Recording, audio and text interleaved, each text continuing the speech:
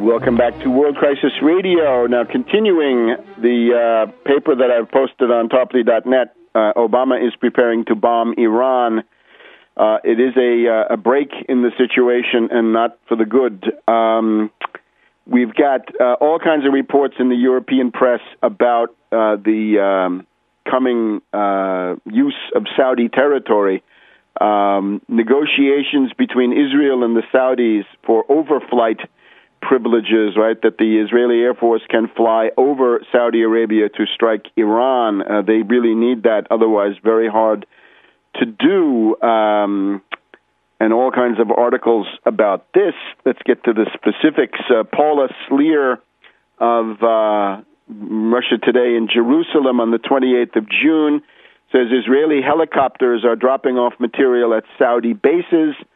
Verno Shea of Voltaire Network cites the Fars, Iranian news agency, that Israeli military activity is going on at the Saudi airport of Tabuk. It would seem to be that Israeli and U.S. forces are permanently on the ground. Well, U.S. in any case, but now Israeli also. Quite an embarrassment for the regime. One wonders whatever happened to Prince Bandar, who tried about a year ago to influence the succession in a pro-Russian direction. We've got the London Times on June 12th saying that Saudi Arabia is testing how to stand down air defenses to enable the Israeli jets to make the bombing run.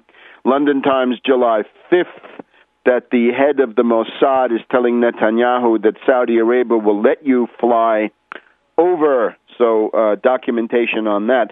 Notice in passing that the last time around we had Chirac and Dominique de Villepin saying non to the war and undercutting the neocon U.S. propaganda. Now we have Sarkozy, the product of that CIA Wisner household, who is the worst of all, worst European of all, on Iran, right? The only thing worse than bombing Iran is Iran with a bomb, is his slogan. Sarkozy cheers on anything that can go in the direction of war, and therefore we have to welcome this L'Oréal Betancourt party financing, right, political contribution scandal that may be at least weakening Sarkozy, or that's the intent. Notice China. China has been blackmailed by Hillary Clinton, right? They've been told, you better support these sanctions, and they did support the sanctions.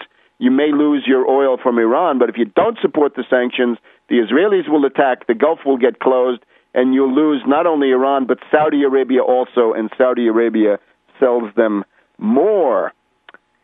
So China, on the surface, they're opposed, but not very emphatically.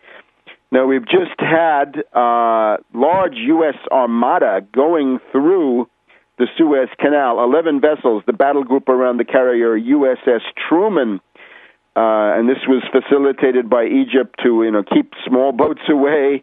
Don't want any small boats coming alongside because they may be loaded with explosives. Fishing boats were kept away from the Suez Canal. So there are, I think right now you have to assume 2 U.S. carrier battle groups in waters near Iran. That's always an important consideration.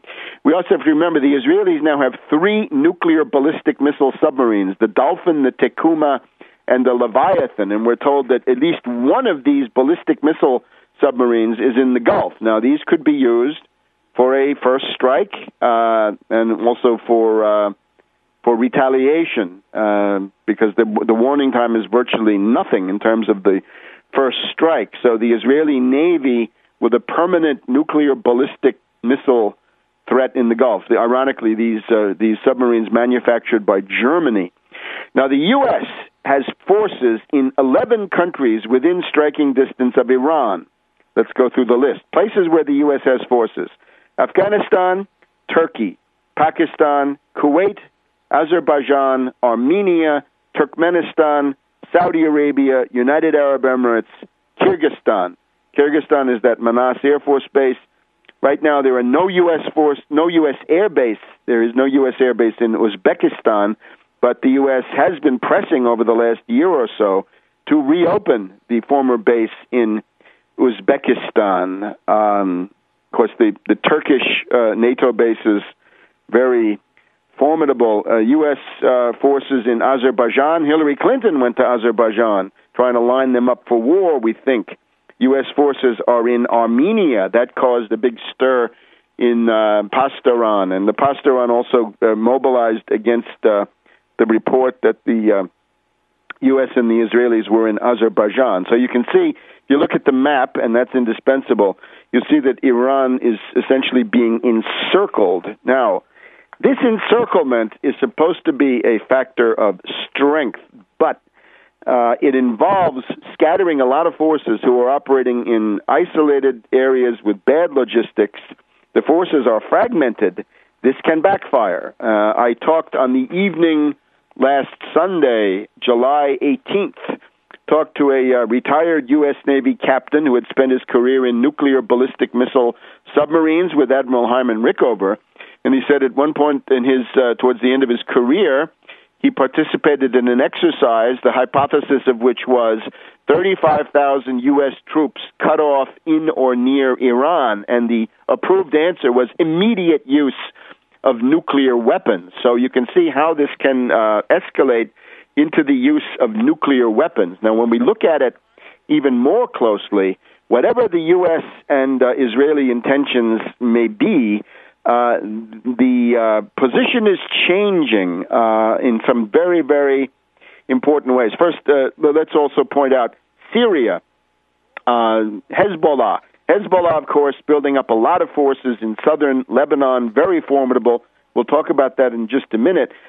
In the London Times of April 18th, we're told that the Israelis have delivered an ultimatum to Syrian President Bashar Assad that if Hezbollah starts launching missile attacks on Israel, the Israelis will retaliate directly against Syria. In other words, bomb Damascus if Haifa or Tel Aviv or Jerusalem get hit by missiles coming from southern Lebanon. And we have an anonymous quote from an Israeli minister: "We'll return Syria to the Stone Age by crippling their power stations, ports, fuel storage, and every bit of strategic infrastructure if Hezbollah dare to launch ballistic missiles against us." And they also say, if you join with the Iranians and Hezbollah, we will end the power of the Assad dynasty. So again, take a look at that long list of countries: Lebanon, Syria, Iraq, Iran, Afghanistan, Pakistan most likely,